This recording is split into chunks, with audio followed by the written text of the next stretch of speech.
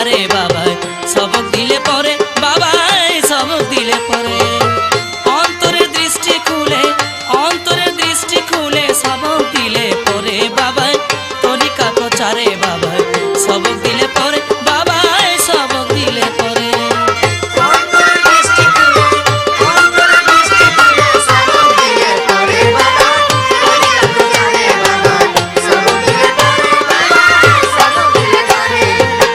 জয়দেবপুর এলাকায় বাবা তরিকা প্রচারে সুনাম সুখ্যাতি সর্বত্র ছড়িয়ে পড়ে। মানুষ তাকে পরম শ্রদ্ধা সম্মান জানায়, আর্থিক বাহ্যিক বালা মুসিবত দূর হয়ে যায়। হঠাৎ একদিন 16 বেঙ্গলের আনোয়ার হোসেন ভাই অ্যাডজুটেন্ট ক্যাপ্টেন ছিল, জীবনীতে পায়।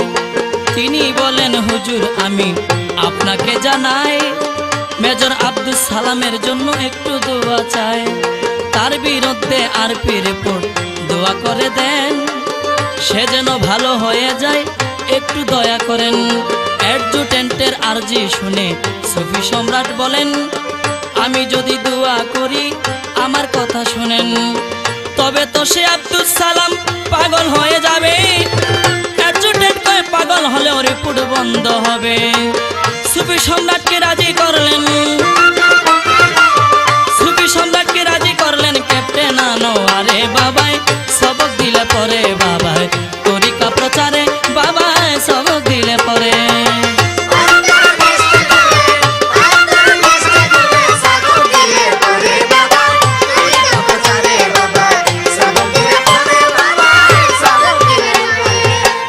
ওই দিন বিকালে সুফি সম্রাট সালামকে বলছিলেন, আপনার গোপন রোগ আছে আমার কাছে আসবেন, এশারের নামাজের সময় মসজিদে আসিবেন, ওষুধ দিলে 40 দিনে ভালো হয়ে যাবেন।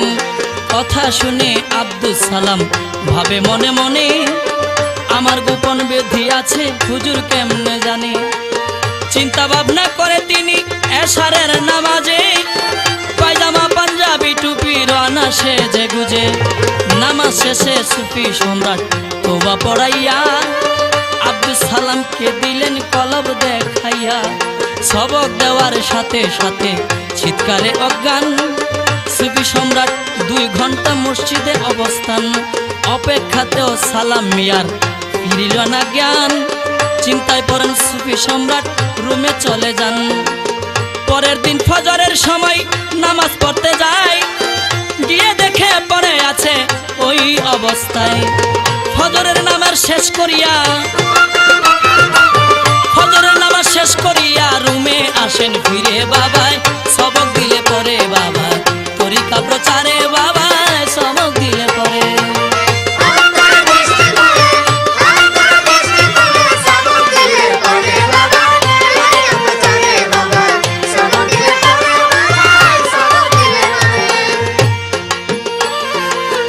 এদিক দিয়ে আব্দুল সালাম পিটি করতে ভরে, জ্ঞান ফিরিতে 9টা বাজে যাইতে নাহি পারে।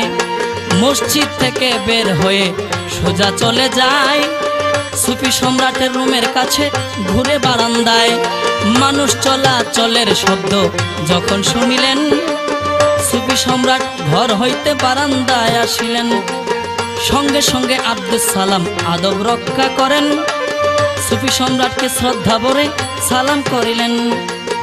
আব্দুল সালাম বলছেন, হুজুর আপনি দেখেন না আপনার সামনে দয়াল রাসূলের রুহানি খানা, সঙ্গে আছেন মহিউদ্দিন আব্দুল কাদের জিলানী, খাজা মঈনুদ্দিন মুজাদ্দেদ আল ফেসানি, আরও আছেন শেখ বাহাউদ্দিন নকশবন্দিয়া, প্রমুখ অলি আল্লাহগণ আছেন দাঁড়াইয়া। কথা শুনে সুফি সম্রাট গেলেন বুঝিয়া, আব্দুল সালামের অন্তর্দৃষ্টি গেছে খুলিয়া। বুঝতে পেরে সুফি সম্রাট আব্দুল সালামকে কয়, এসব কথা বললে কাউকে অনেক ক্ষতি হয়। সে বলল, ঠিক আছে হুজুর আর বলবো না। পরক্ষণেই সালাম মিয়ার মনে থাকে না, ভুল করেও আবার তিনি বলতে শুরু করে, বাবায় সবক দিলে পরে, বাবায় তরিকা প্রচারে বাবায় সবক দিলে পরে।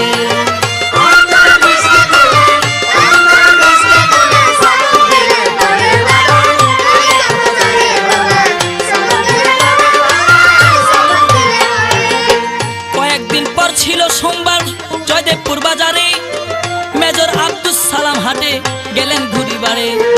তখন সুফি সম্রাট হুজুর আসরের সময় নামাজ আদায় করে তিনি মুরাকাবায় রয়। এদিকেতে সালাম মিয়া বাজার ঘুরিয়া দৌড়াইয়া আসিলেন তিনি চিৎকার মারিয়া। চিৎকার দিয়ে সুফি সম্রাটের খাটের নিচে যায়। বিকট শব্দে সুফি সম্রাটের মুরাকাবা ছুটে যায়। সে দেখে সালাম মিয়া জুতা মুবারক ধরে বুকেতে জড়াইয়া তিনি পাগলামি করে। হুজুর বলেন, এই মিয়া কি হয়েছে আপনার? চিৎকার দিলেন কেন? আপনি বলেন সমাচার। বাজারে গিয়েছিলাম আমি, আব্দুস সালাম কয়। হুজুর বলেন, বাজারে গেলে কি চিৎকার দিতে হয়? সালাম বলে, বাজারে কোনো মানুষ দেখলাম না। হুজুর বুঝতে পারলেন নিশ্চয়ই কোনো ঘটনা। হুজুর বলেন, সালাম মিয়া কি দেখতে পান? সালাম বলেন, শিয়াল কুকুর সবই দেখতে পান। আরো আছে উট মহিষ বানর গরু বেড়া। মানুষ পাইলেন না তিনি এই সমস্ত ছাড়া। হুজুর বলেন, বাজারে কি একজন মানুষও নাই? সে বলল, তিনজন মানুষ আপনাকে জানাই। একজন হলেন ধুনকার, সে লেপ্ত সুখ বানায়। আরেকজনে জুতা বিক্রি করিয়া বেড়ায়। তৃতীয়জন হাফ প্যান্ট পরে চাদর দিয়ে গায়।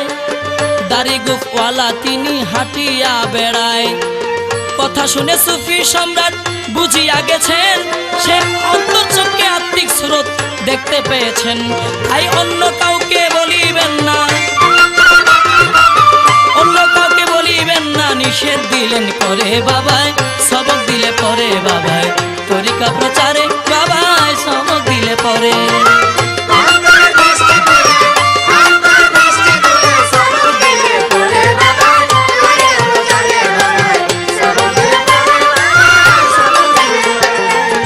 পরের দিন আব্দুস সালাম গুরুস্থানে যায়।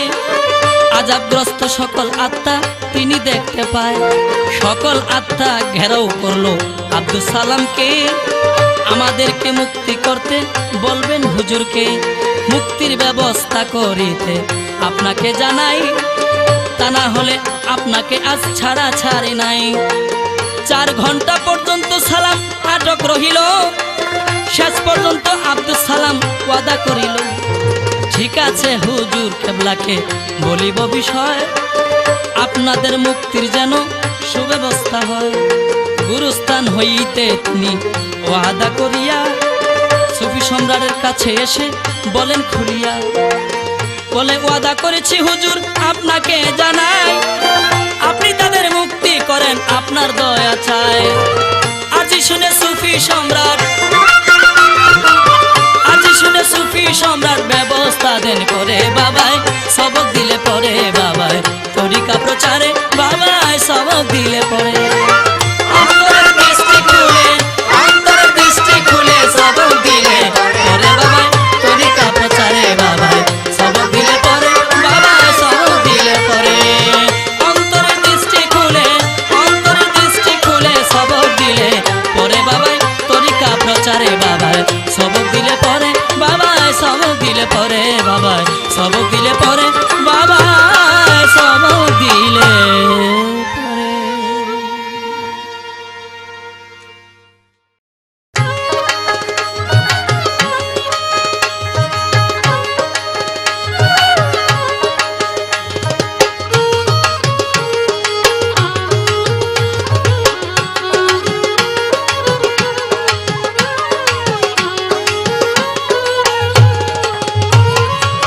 শুভ দিনে সুফি সম্রাট বিয়ে করতে যায়, শুভ দিনে সুফি সম্রাট বিয়ে করতে যায়, সঙ্গে বরযাত্রীরা যায়, একই অলৌকিক ঘটায়, সঙ্গে বরযাত্রীরা যায়, একই অলৌকিক ঘটায়। শুভ দিনে সুফি সম্রাট বিয়ে করতে যায়, শুভ দিনে সুফি সম্রাট বিয়ে করতে যায়, সঙ্গে বরযাত্রীরা যায়, একই অলৌকিক ঘটায়, সঙ্গে বরযাত্রীরা যায়, একই অলৌকিক ঘটায়।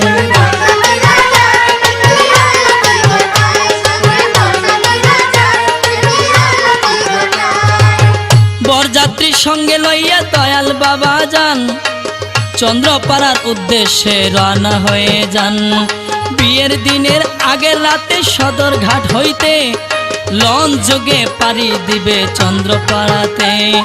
বরযাত্রী সদর ঘাটে যাইয়া সবাই চাইয়া দেখে চন্দ্রপাড়ার একটাও লঞ্চ নাই। লঞ্চ না পাইয়া তারা অপেক্ষা করিল, এদিক দিয়ে রাত্র তখন 11টা বাজিল। এমন সময় সুফি সম্রাট দয়াল বাবা যান লঞ্চের চিন্তা করে তিনি হলেন পেরেশান।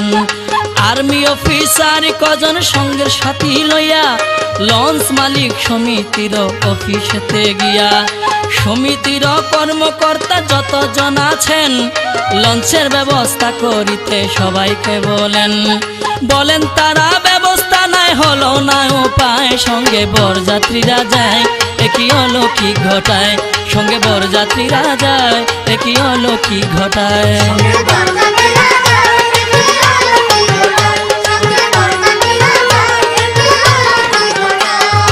কথা শুনে সুফি সম্রাট হতাশ হইয়া গেল, অপেক্ষাতে বরযাত্রীদের মন খারাপ হইল। টার্মিনালের পশ্চিম পাশে একটু জায়গা ছিল, অ্যালুমিনিয়ামের ডেকচির বস্তা রাখা ছিল। লঞ্চের সন্ধান না পাইয়া বসে এ জায়গায় মনে মনে ভাবে তিনি করি কি উপায়। এমন সময় সুবেদার মেজর ইসলাম সাহেব ছিল, মাইজ ভান্ডারীর মুরিদ, তিনি হুজুরকে বলিল, কেমন পীরের মেয়ে আপনি বিয়ে করতে যান, এত বড় বিপদ হইল সাহায্য না পান। কথা শুনে সুফি সম্রাট মনে কষ্ট পেল, তার মনে হলো বুকে কেহ ছুরির আঘাত দিল। হৃদয় মাঝে কঠিন আঘাত সইতে না পারিয়া বুক ফাটায় কান্না এলো হৃদয় জুড়িয়া। দাঁড়িয়ে থাকতে পারলো না আপনি বসে যায়, সঙ্গে বরযাত্রীরা যায় একই অলৌকিক ঘটায়, সঙ্গে বরযাত্রীরা যায় একই অলৌকিক ঘটায়।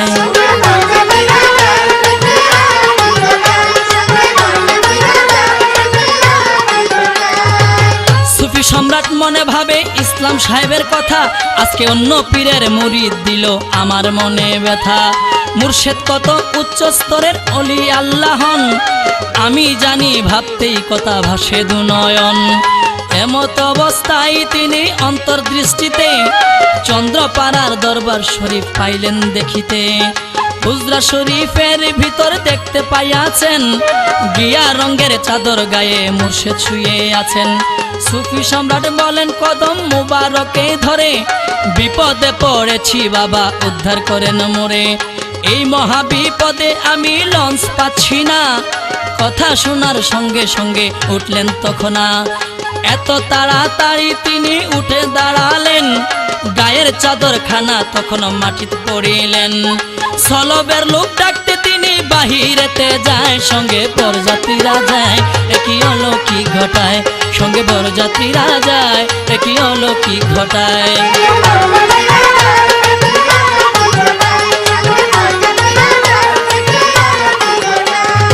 ইমাম শাহ চন্দ্রপুরী তখন কি করিলেন, অন্তর্দৃষ্টি লোকদেরকে ডাকিয়া বলিলেন, মাহবুব মিয়া আসার জন্য লঞ্চ পাচ্ছে না, এই কারণে মাহবুব মিয়া আসতে পারছে না।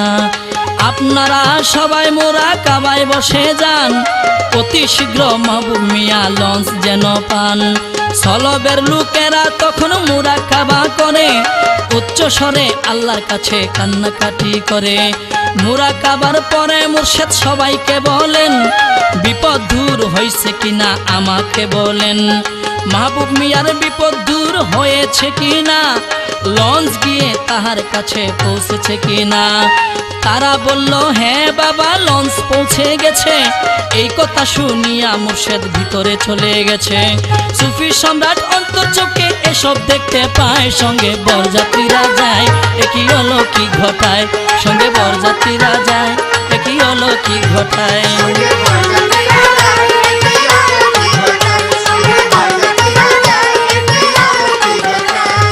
এরপর চন্দ্রপাড়ার সকল দৃশ্য কেটে গেল। সুফি সম্রাট মাহবুবে খোদা তখনও কাঁদছিল। তখন কান্না করতে এত শান্তি পাইতেছিল, চোখ খুলতে ইচ্ছা নাহি মনে তাহার ছিল। এমন সময় পশ্চিম পাশে তিনার বরাবর লঞ্চ এসে ভিড়তে লাগলো, পাইল খবর। আওয়াজ শুনেও ভাবে আমার মনের কল্পনা, চোখ খুলিয়া চাইয়া দেখে সত্য ঘটনা। লঞ্চের উপর হেডলাইট পোস্টের সামনে চাইয়া দেখে বসে আছেন চন্দ্রপুরী চেয়ার মোবারকে। চেক লুঙ্গি গায়ে সাদা গেঞ্জি জুতা পায়, সুফি সম্রাটকে ডেকে বলছেন হাতের ইশারায়। এই দৃশ্য দেখিয়া সুফি সম্রাট বাবা যান, সঙ্গে সঙ্গে চিৎকার দিয়ে মাটিতে পড়ে যান। অজ্ঞান হইল শেরওয়ানির বোতাম ছিঁড়ে যায়, সঙ্গে বরযাত্রীরা যায়, একই অলৌকিক ঘটায়। সঙ্গে বরযাত্রীরা যায়, একই অলৌকিক ঘটায়।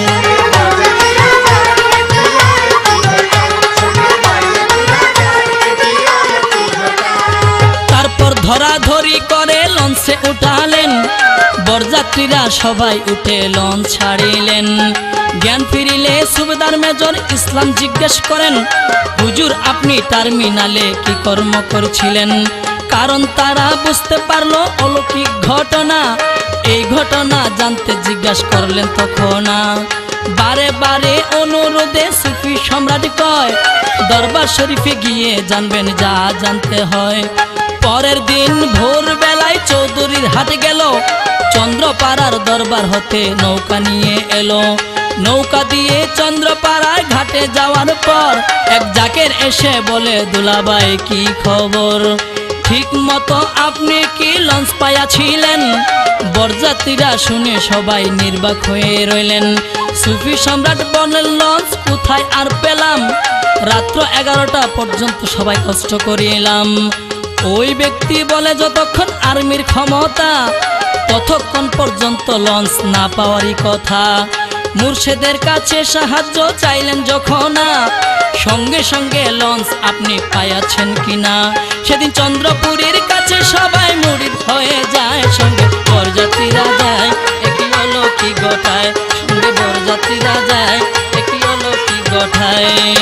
শুভ দিনে সুফি সম্রাট বিয়ে করতে যায়, শুভ দিনে সুফি সম্রাট বিয়ে করতে যায়, সঙ্গে বরযাত্রীরা যায়, একই অলৌকিক ঘটায়। সঙ্গে বরযাত্রীরা যায়, একই অলৌকিক ঘটায়। সঙ্গে বরযাত্রীরা যায়, একই অলৌকিক ঘটায়। সঙ্গে বরযাত্রীরা যায়, একই অলৌকিক ঘটায়।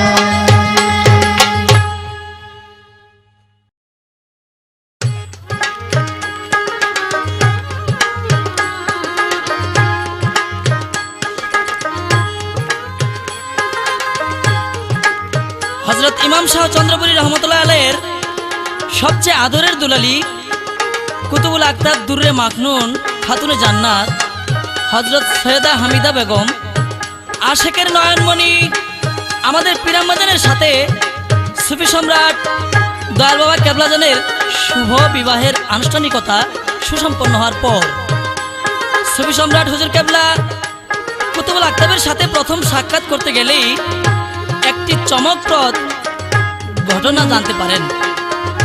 সুফি সম্রাটকে কুতুবুল আক্তাব দেখে বলেন, আমি তো আপনাকে 5 বছর আগে থেকে চিনি। সুফি সম্রাট হুজুর কেবলা বলেন, আমি তো আগে কখনো চন্দ্রপাড়া আসি নাই, এখানকার কারো সাথে আমার জীবনে কখনো পরিচয় ছিল না, তাহলে তুমি আমাকে চিনলে কিভাবে? কুতুবুল আক্তাব জানালেন, আমি যখন ক্লাস 4-এ পড়ি তখন এক রাতে স্বপ্নে দেখি বাবাজান অর্থাৎ চন্দ্রপুরী রহমতুল্লাহ আলাইহি যে বড়ই গাছতলায় অজু করেন সে অজুর জায়গায় আপনি দাঁড়িয়ে আছেন।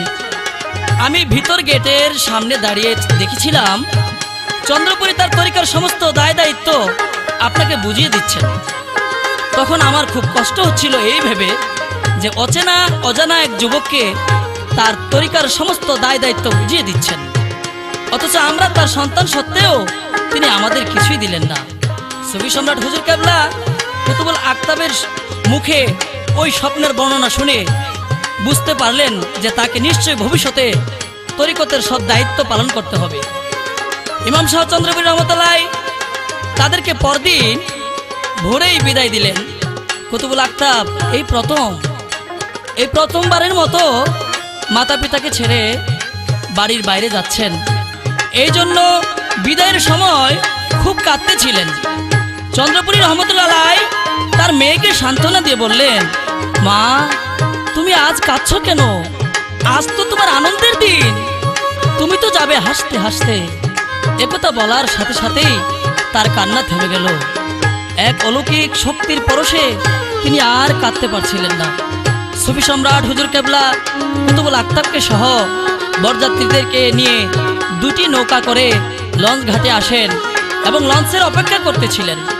এমন সময় লঞ্চ ঘাটের একটি দোকানে একটি মুর্শিদি গান রেডিওতে বেজে ওঠে। ওই গানটা শুনে কুতুবুল আক্তাবের জজবা হয়ে যায়।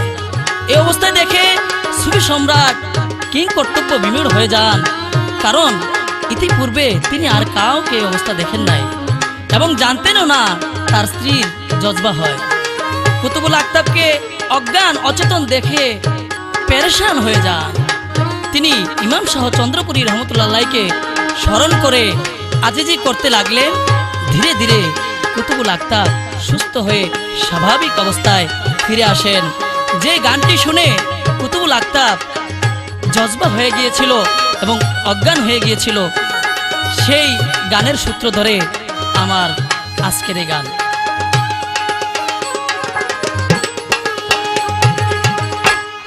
ও মুর্শিদি পথ দেখায়া দাও, আমি যে পথ চিনি না রে, সঙ্গে কইরা নাও মুর্শিদ পথ দেখায়া দাও, মুর্শিদি পথ দেখায়া দাও, আমি যে পথ চিনি না রে, সঙ্গে কইরা নাও মুর্শিদ পথ দেখায়া দাও।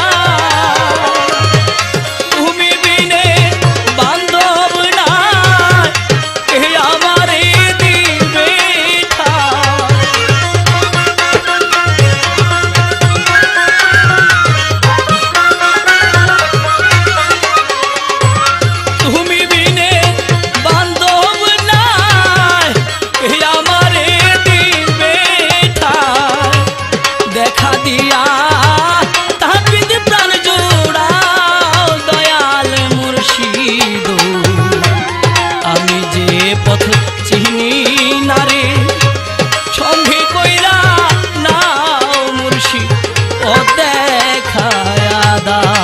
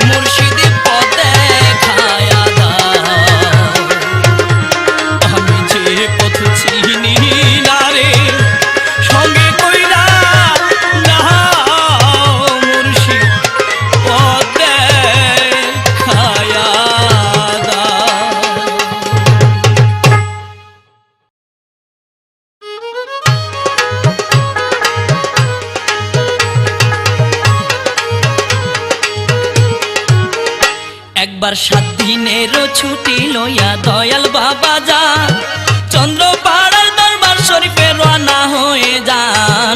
সঙ্গের সাথী লাইসেন্স করা বন্দুক নিয়ে যান। শোনো হে, আমি কি বলবো তার গুণ কাহিনী, কি বলবো তার গান, শেষ হবে না বলি যত শান মানতান। আমার কি আর শক্তি আছে বলে জসিম খান। শোনো হে,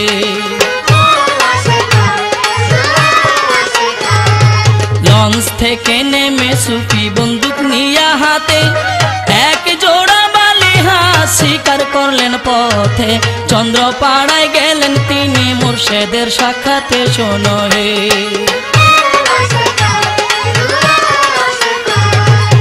সম্রাটকে একজন এসে বলছেন দুলা ভাই, পাখি শিকার করলে চলেন বিলের মধ্যে যায়। শামুক ভাঙ্গা পাখি আছে আপনাকে জানাই। শোনো হে,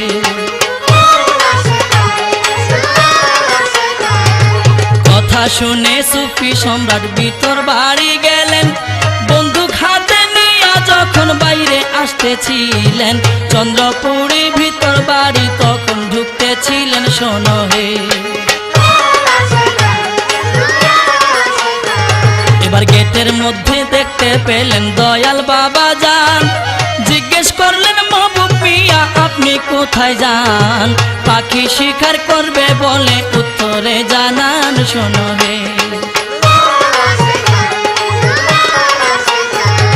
মুর্শেদ বলে আপনি যদি পাখি হতেন তো, পাখি যদি আপনার মতো শিকারী হতো, সে আপনাকে গুলি করলে কেমন ঠেকিত। শোনো হে, কথা শুনে সুফি সম্রাট নীরব দাঁড়ালেন। শিকার করা ভালো না তাই চন্দ্রপুরী বলেন, এই কথা বলিয়া তিনি ভিতরে গেলেন। শোনো হে,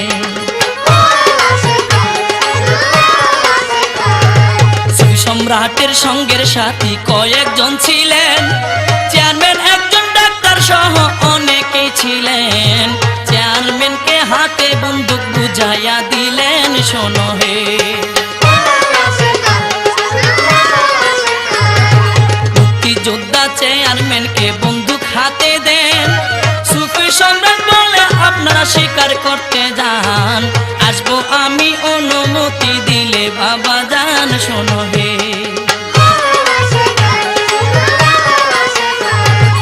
এদিকেতে সুফি সম্রাট মনে ভাবছিলেন, চন্দ্রপুরীকে কিভাবে রাজি করাবেন। হুজরা শরীফে চন্দ্রপুরী কিতাব পড়তেছিলেন, শোনো হে হুজরা শরীফে সুফি সম্রাট প্রবেশ করিলেন। টের পেয়ে চন্দ্রপুরী জিজ্ঞেস করিলেন, মাহবুব মিয়া কি আপনি কিছু বলিবেন, শোনো হে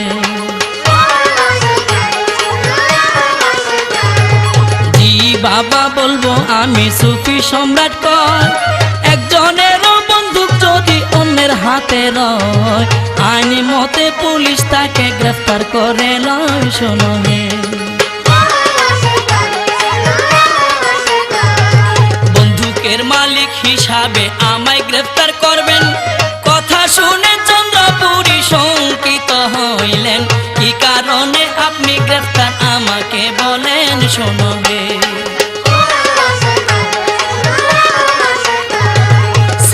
বলেন বন্দুক দিছি শিকার করিতে, পুলিশ বলবে ডাকাতি করতে ভাড়া দেন রাতে, এই জন্য পারিবেন আমায় গ্রেফতার করিতে, শোনো হে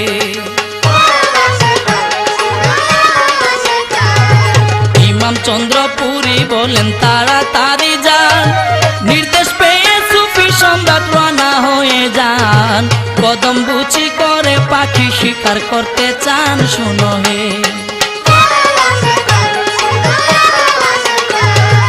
ইমাম শাহ চন্দ্রপুরী হেসে হেসে কয়, যাওয়ার দরকার যান আপনি, শিকার ভালো নয়। ওই কথাতেই সুফি সম্রাট বিলেতে পৌঁছায়, শোনো হে অসংখ্য মানুষ দেখতে সড়কের উপরে, চন্দ্রপুরের জামাতা শিকার কেমনে করে। 4-500 পাখি ছিল বড় আকারে, শোনো হে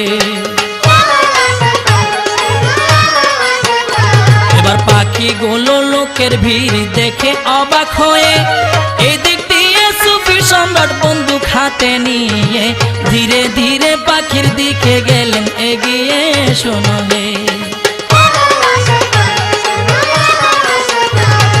কাছে গেলেও পাখিগুলো একটু না নড়িল, অবাক হয়ে সুফি সম্রাটকে পাখিরা দেখিল। পাখিকে তাক করে বন্দুক ট্রিগারে টিপ দিল, শোনো হে কিন্তু তখন বন্দুক থেকে গুলি বের হলো না। দ্বিতীয় ট্রিগারে টিপলেন, আশ্চর্য ঘটনা, বন্দুক খুলে গুলি ভরলো, ফায়ার হলো না, শোনো হে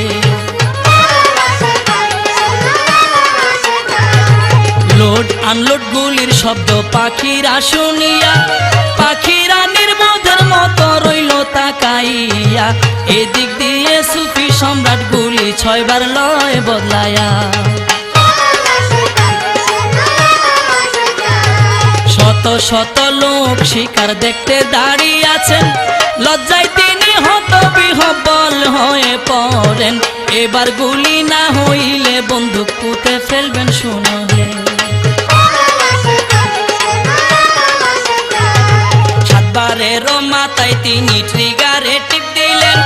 বন্দুকের বেরেলের সামনে চন্দ্রপুরী এলেন, দাঁড়িয়ে হাত নেড়ে সুফি সম্রাটকে বলছিলেন, শোনো হে আমি আপনাকে বলি নাই শিকার ভালো নয়।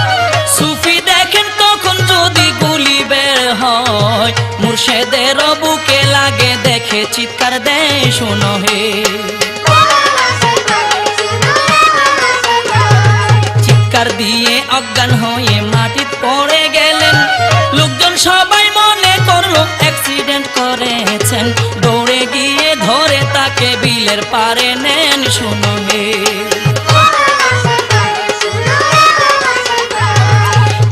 ক্ষণপর সুফি সম্রাট সুস্থ হয়েছেন।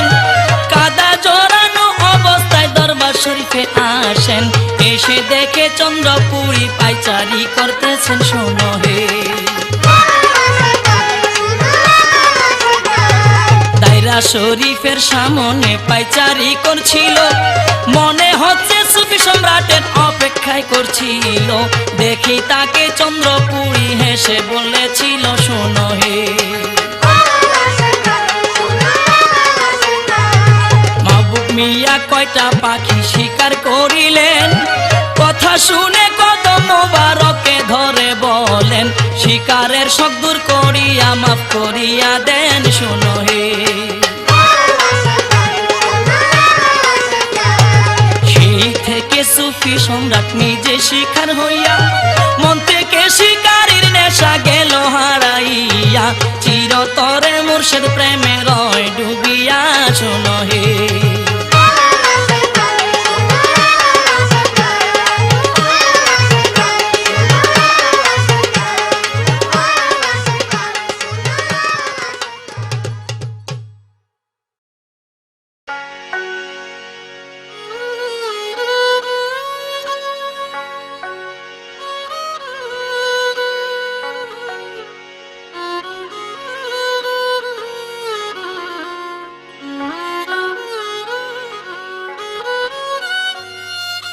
সুফি সম্রাট অভিমানে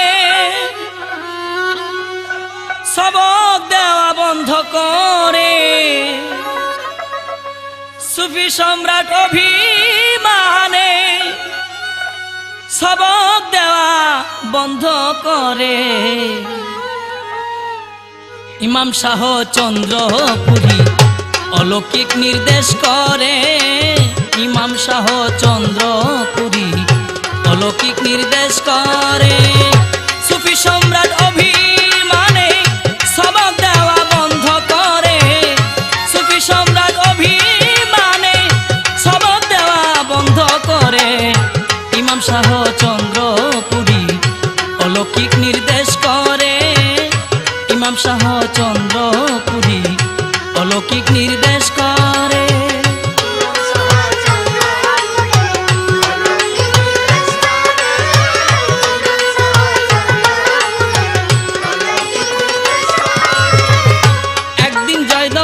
মসজিদে একজনকে তরিকা দিবেন, তওবা পড়াইবার সময় মনে মনে ভাবছিলেন, হায়রে বাবা জানা আমাকে সবক দিতে হুকুম দিলেন, আমার কলব বাবা জানতো নিজ হাতে না দেখালেন।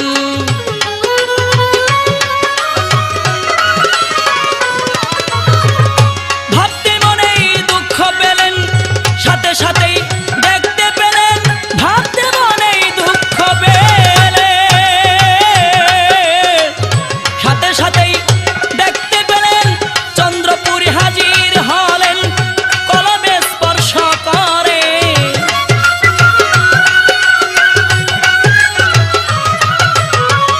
চন্দ্রপুরী হাজির হলেন, কলবে স্পর্শ করে। ইমাম শাহ চন্দ্রপুরী অলৌকিক নির্দেশ করে, ইমাম শাহ চন্দ্রপুরী অলৌকিক নির্দেশ করে।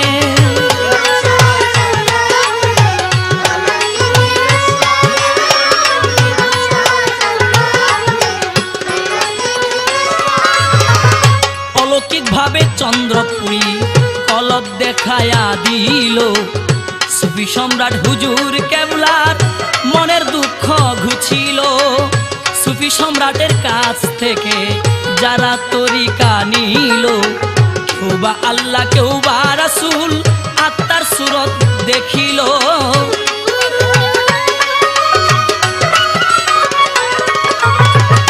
কেউ কবরের আযাব দেখেন, পশু পাখির ভাষা বুঝেন, কেউ কবরের আযাব দেখেন, পশু পাখির ভাষা বুঝেন, আত্মিকভাবে ভ্রমণ করেন, গ্রহ নক্ষত্র ঘুরে।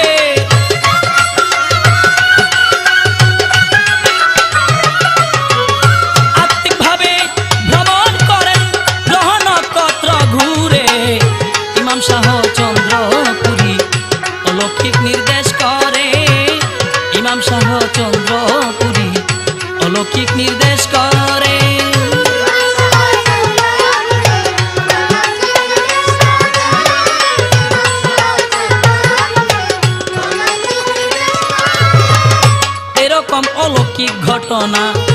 সবার মাঝে প্রকাশ হয়।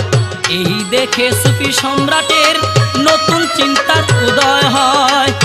আমার কাছে সবক নিলে এত রকম হালত হয়, নিজের হালত হয় না ভেবে অভিমানের সৃষ্টি হয়।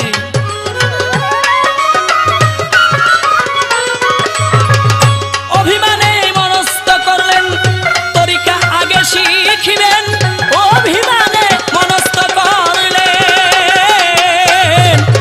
তরিকা আগে শিখিবেন, সবক দেওয়া বন্ধ করলেন, মানুষ এসে যায় ফিরে।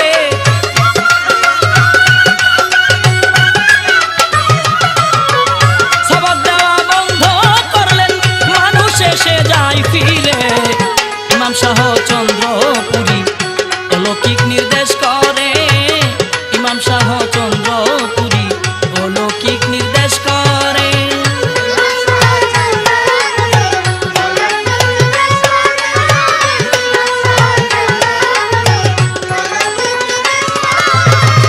দুই দিন পর স্বপ্নে দেখেন হযরত শাহ এনায়েতপুরী পিছন পিছন হেঁটে আসেন ইমাম শাহ চন্দ্রপুরী।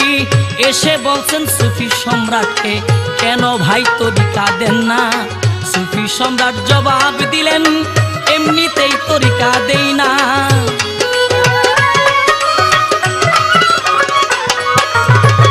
এনায়েতপুরী বলতেছিলেন, আপনি মানুষকে সবক দিবেন। এনায়েতপুরী বলতেছিলেন, আপনি মানুষকে সবক দিবেন। এ কাজ নবী রাসূল করছিলেন মানুষের উপকারে।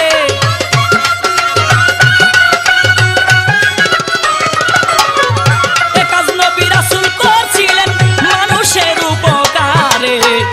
ইমাম শাহ চন্দ্রপুরী অলৌকিক নির্দেশ করে, ইমাম শাহ চন্দ্রপুরী অলৌকিক নির্দেশ করে।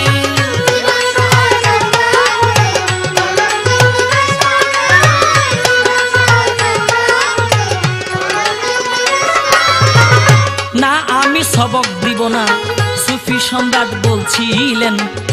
অনুরোধের স্বরে এনায়েতপুরী সবক দিতে বলছিলেন।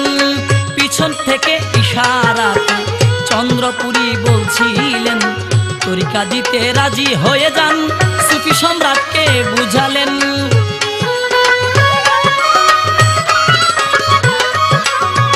তখন তিনি রাজি হলেন, সবকে সম্মতি দিলেন। তখন তিনি রাজি হলেন, সবকে সম্মতি দিলেন। তারপর যত সবক দিলেন অ্যাকশন আগের চেয়ে বাড়ে।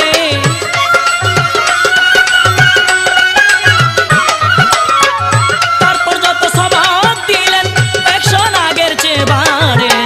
ইমাম শাহ চন্দ্রপুরী অলৌকিক নির্দেশ করে, ইমাম শাহ চন্দ্রপুরী অলৌকিক নির্দেশ করে।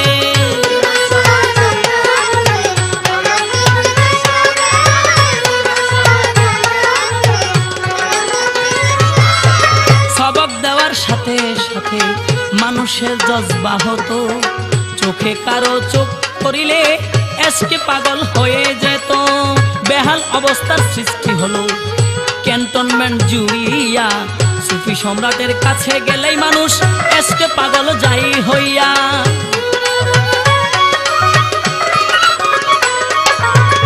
সেনানিবাসের কর্মকর্তা যত ভয়ে দূরে সরে যেত। সেনানিবাসের কর্মকর্তা যত ভয়ে দূরে সরে যেত। মসজিদে জামাত পড়াইতো, জামাত পড়া বন্ধ করে।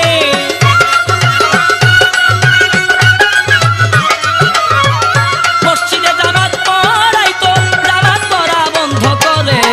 ইমাম শাহ চন্দ্রপুরী অলৌকিক নির্দেশ করে, ইমাম শাহ চন্দ্রপুরী অলৌকিক নির্দেশ করে।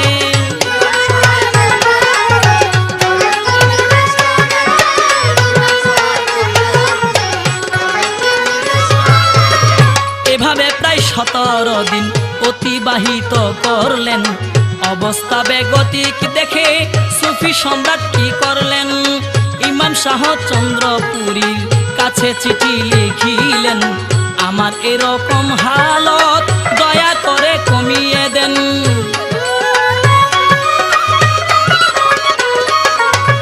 চিঠি লেখার সাথে সাথে অ্যাকশন শুরু হলো তাতে, চিঠি লেখার সাথে সাথে অ্যাকশন শুরু হলো তাতে, বিভিন্ন হালত হইতে স্বাভাবিক অবস্থায় ফিরে,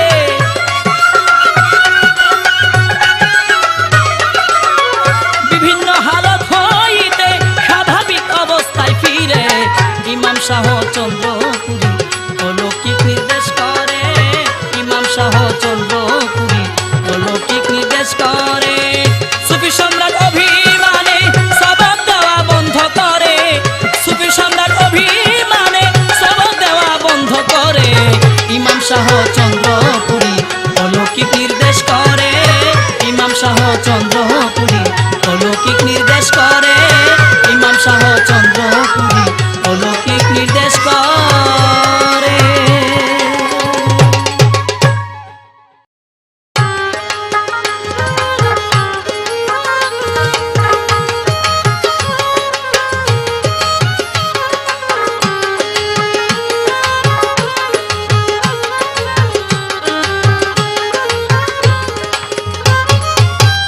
ইমাম শাহ চন্দ্রপুরী, ইমাম শাহ চন্দ্রপুরী চাকরি ছাড়তে নির্দেশ দেয়, নির্দেশ পেয়ে সুফি সম্রাট চাকরি ছেড়ে যায়, নির্দেশ পেয়ে সুফি সম্রাট চাকরি ছেড়ে যায়। ইমাম শাহ চন্দ্রপুরী, ইমাম শাহ চন্দ্রপুরী চাকরি ছাড়তে নির্দেশ দেয়, নির্দেশ পেয়ে সুফি সম্রাট চাকরি ছেড়ে যায়, নির্দেশ পেয়ে সুফি সম্রাট চাকরি ছেড়ে যায়।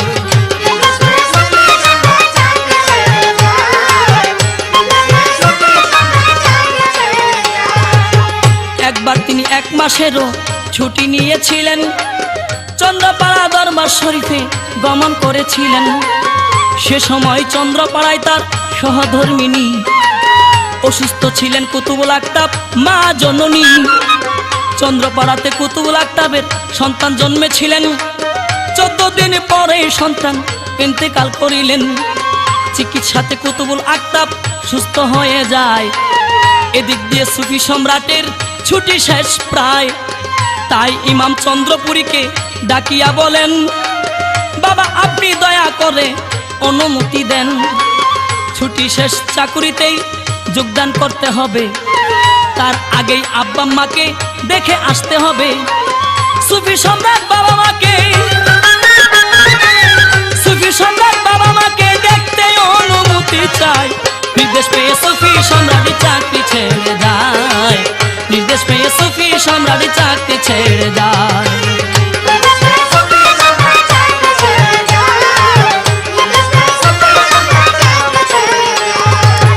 কথা শুনে ইমাম শাহ চন্দ্রপুরী বলেন, চাকরিতে যাবেন না আর চাকরি ছেড়ে দেন। ইমাম চন্দ্রপুরী বলেন, আপনি বলে যান কয়দিনের মধ্যে আসবেন, আমায় কথা দিয়ে যান। সুফি সম্রাট কয়, আপনি বলছেন চাকরি করব না, আর্মির চাকরি ইচ্ছা করলেই তো ছাড়া যাবে না। চন্দ্রপুরী কয়, 7 দিনের মধ্যে আসতে পারবেন কিনা? সুফি সম্রাট কয়, 7 বছরেও আমি পারবো না, কারণ অনেক নিয়ম কানুন দায় দায়িত্ব আছে, না বুঝিয়ে কিভাবে আসবো আপনার কাছে। চন্দ্রপুরী কয়, এখন আর না গেলে হয় কিনা? সুফি সম্রাট কয়, না গেলে বাবা আমাকে ছাড়বে না, না গেলে আমার বিরুদ্ধে পুলিশ কেস হবে, শেষে পুলিশে আমাকে গ্রেফতার করে নিবে। চন্দ্রপুরী কয়, তাহলে আপনি ওয়াদা করতে হবে, 7 দিনের মধ্যে চাকরি ছেড়ে ফিরে আসতে হবে। সুফি সম্রাট কয়, পারবো কিনা চেষ্টা করিব। চন্দ্রপুরী কয়, আপনি বলেন 7 দিনেই ফিরে আসবো। ঠিক আছে বলিয়া তিনি, ঠিক আছে বলিয়া তিনি ওয়াদা করে ছুটে যায়, নির্দেশ পেয়ে সুফি সম্রাট চাকরি ছেড়ে যায়, নির্দেশ পেয়ে সুফি সম্রাট চাকরি ছেড়ে যায়।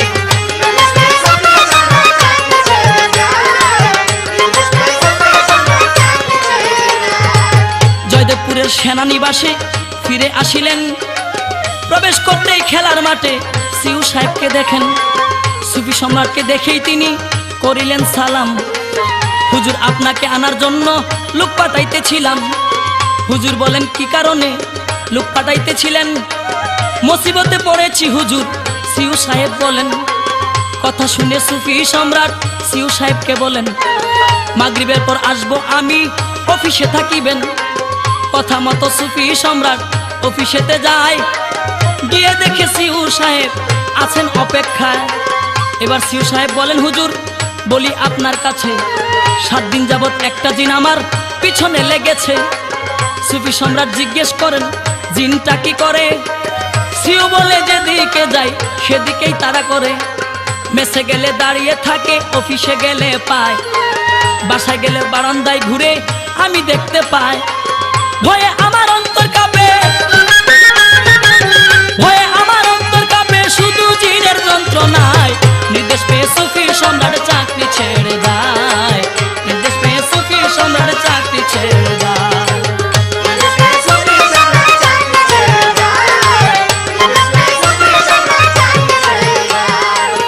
সিউ সাহেব সুফি সম্রাটকে আরো জানাইলো, কাদরিয়া তরিকার পীরকে দিয়ে মিলাদ পড়াইছিল। 2.5 মণ জিলাপি দিয়াও জিন সরে না। মিলাদের পরে আরো বাড়লো জিনের যন্ত্রণা। শেষ পর্যন্ত সিকিউরিটি যারা যারা ছিল প্রত্যেককে 10 রাউন্ড করে গুলি দিয়েছিল। জিনকে দেখলে গুলি করতে দিল ঘোষণা, আসলে তো অন্য কেহ জিনকে দেখে না। কথা শুনে সুফি সম্রাট সিউ সাহেবকে বলেন, আগামীকাল বিস্তারিত সিউকে জানাবেন। বাইরে এসে সুফি সম্রাট ক্লার্ককে বললেন, আমার জন্য পদত্যাগ পত্র তৈরি করে দেন। ক্লার্ক বলে, হুজুর আপনি চাকরি ছেড়ে দিবেন? হুজুর বলেন, জি, আপনি কাগজ তৈরি করেন। পরের দিন কাগজপত্র তৈরি করে দিলেন। কাগজ নিয়ে সুফি সম্রাট সিউ অফিসে গেলেন। সিউ সাহেব বসে আছেন, সিউ সাহেব বসে আছেন হুজুর কেবলার অপেক্ষায়। নির্দেশ পেয়ে সুফি সম্রাট চাকরি ছেড়ে যায়, নির্দেশ পেয়ে সুফি সম্রাট চাকরি ছেড়ে যায়।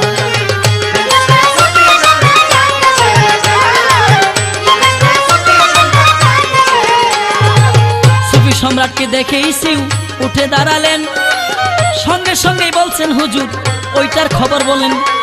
সুফি সম্রাট হুজুর কেবলা ফাইলটা বের করেন, পদত্যাগ পত্র সিউ সাহেবের সামনে তুলে ধরেন। পত্র পেয়ে সিউ সাহেব হুজুরকে বললেন, তাহলে আপনি আমাদেরকে ছেড়ে চলে যাবেন? হুজুর কেবলা হ্যাঁ বলিয়া সিউকে জানাইল। সিউ সাহেব বললেন, হুজুর জিনটার কি হলো? হুজুর বলেন, আপনি যদি আমায় ছেড়ে দেন তাহলে আপনাকে ওই জিনটা ছেড়ে দিবেন। আপনি যাকে জিন ভেবেছেন আসলে জিন নয়, তিনি আমার মুর্শেদ কেবলা সুফি সম্রাট কয়। মুর্শেদের হুকুম মতে চাকরি ছাড়তে হবে, 7 দিনের মধ্যে মুর্শেদ কেবলার কাছে পৌঁছতে হবে, এর বেশি আপনার ইউনিটে থাকতে পারবো না। সিউ সাহেব অবাক হয়ে শুনলেন ঘটনা। কথা শুনে সিউ সাহেব, কথা শুনে সিউ সাহেব অবাক হয়েছে রয়। নির্দেশ পেয়ে সুফি সম্রাট চাকরি ছেড়ে যায়, নির্দেশ পেয়ে সুফি সম্রাট চাকরি ছেড়ে যায়।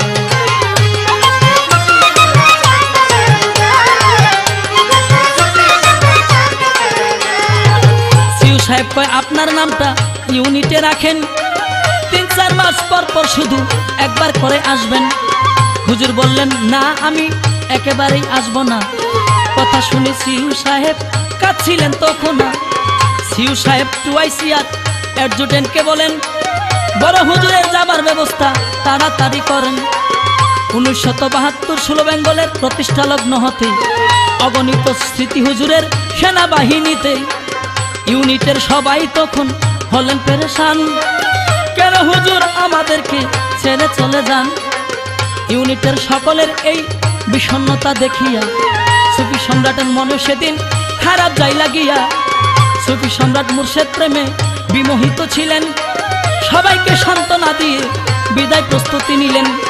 বিদায় সংবর্ধনায় সেদিন 3টি অনুষ্ঠানে সিউ হতে জোয়ান যত জল ভরা নয়নে, অশ্রু সজল চোখে বিদায় সেলুট জানালেন। সকলেই যার যার মতো কান্নায় ভেঙে পড়েন। 1975 বুধবার 1975 বুধবার 5ই মার্চ দিল বিদায়।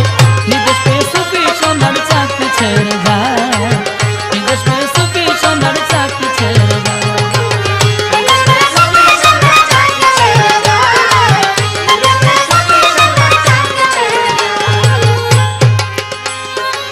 মুর্শিদেরও বেঁধে দেয়া 7 দিনের মধ্যেই চাকরি ছেড়ে রওনা হলেন মুর্শিদের সান্নিধ্যে। যাওয়ার কালে সুফি সম্রাট ভাবেন মনে মনে, বন্দী ছিলেন সেনাবাহিনীর কঠিন কাননে। মাতা পিতা বন্ধু ভ্রাতা আত্মীয় স্বজন ঐশী প্রেমের আকর্ষণে ছিড়িল বাঁধন। মুর্শিদেরও প্রেমে এত বিমোহিত ছিল, রাসূলকে পাওয়ার বাসনা মনে দোলা দিল। প্রেম সাগরের স্রোতে সুফি সম্রাট ভেসে যায়। সাগরের টানে যেমন নদী ছুটে যায়। সুফি সম্রাটের মনের অবস্থা এমনই ছিল, তার নিজের ভাষায় সুরে ছন্দে আমার বলা ভালো। তোমার কদম পাবো বলে রে দয়া কাছেতে এসেছি।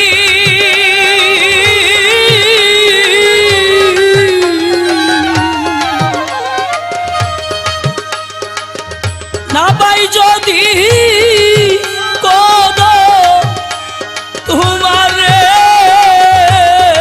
আমার উপায় হবে কি?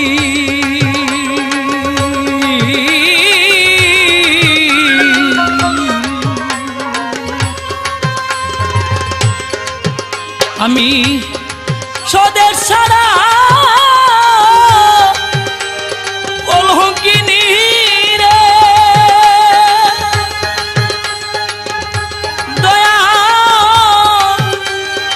তোমার আশায় রয়েছি।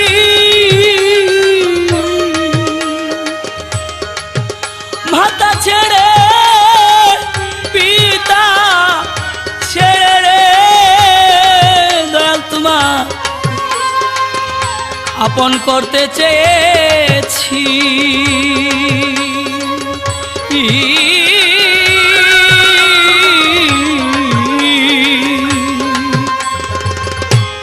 সুফি সম্রাট হুজুর কেবলা দরবারে পৌঁছিলেন। ইমাম শাহ চন্দ্রপুরী আনন্দিত হলেন।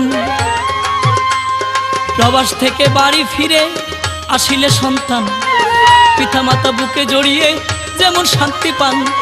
সুফি সম্রাটকে পেয়ে মুর্শিদ এমন খুশি হলেন, আনন্দ অনুভূতিতে আত্মহারা হলেন। এই কারণে 3 বার তিনি জিজ্ঞাসা করিলেন, মাহবুব মিয়া আসতে কোনো অসুবিধা হয়েছে না কি বলেন? মুর্শিদ কেবলার চেহারা মুবারকে আনন্দ দেখিয়া সুফি সম্রাটের মনে যত দুঃখ যায় ভুলিয়া চন্দ্রপুরী সুফি সম্রাটকে হুকুম করিলেন দরবার শরীফের অন্দরমহলে বিশ্রাম নিতে বলেন। সুফি সম্রাট হুজুর কেবলা ভিতর বাড়ি গেল, গিয়ে দেখে কান্নাকাটির রুল পড়িয়া গেল। সুখের ছায়া বিদরিত সুখের ছায়া বিদরিত সুফি সম্রাট দেখতে পায়। নির্দেশ পেয়ে সুফি সম্রাট চাকরি ছেড়ে যায়। নির্দেশ পেয়ে সুফি সম্রাট চাকরি ছেড়ে যায়।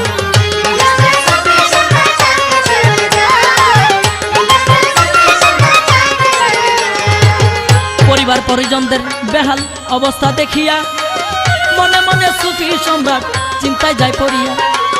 ভাবলেন তিনি চাকরি ছেড়ে দরবার শরীফে এলেন, এই জন্যই কি তারা সবাই মর্মাহত হলেন।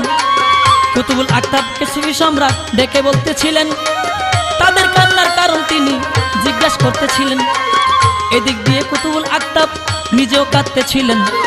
এই দেখিয়া সুফি সম্রাট জিজ্ঞাসা করতেছিলেন, আমি চলে আসাতে কি তোমরা সবাই অসন্তুষ্ট হইছ নাকি আমি জানতে চাই। কুতুবুল আক্তাব কয়, আপনার উপর অসন্তুষ্ট না, শুনেন আমি খুলে বলি আসল ঘটনা। নয়ন খাঁ নামে আমার একজন চাচা ছিলেন, ইমাম চন্দ্রপুরীর খুবই আশেক ছিলেন। নয়ন খাঁ সাহেব তরিকতের উচ্চ পর্যায়ে ছিলেন।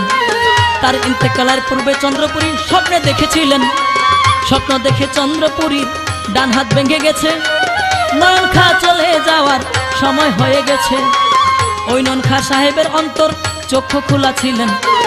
আমার শৈশবে তিনি আমাকে লক্ষ্য করে বলছিলেন, এই মেয়ে বড় হলে তাকে বিয়ে দিবে, অন্য জেলার এক ছেলের সাথে বিয়ে দিতে হবে। চন্দ্রপুরীর ওই জামাতাকে চাকরি ছাড়াইবেন, তাকে এই দরবার শরীফে নিয়ে আসিবেন। ওই জামাতা চাকরি ছেড়ে যেদিন চলে আসবেন, ইমাম শাহ চন্দ্রপুরী দায়িত্ব বুঝাবেন। জাহিরি বাতিনি সমস্ত দায়িত্ব অর্পণ করে চলে যাবেন চন্দ্রপুরী ইহ জগৎ ছেড়ে। কাঁদছেন সবাই চন্দ্রপুরী, কাঁদছেন সবাই চন্দ্রপুরী চলে যাওয়ার আশঙ্কায়। নির্দেশ পেয়ে সুফি সম্রাট চাকরি ছেড়ে যায়, নির্দেশ পেয়ে সুফি সম্রাট চাকরি ছেড়ে যায়।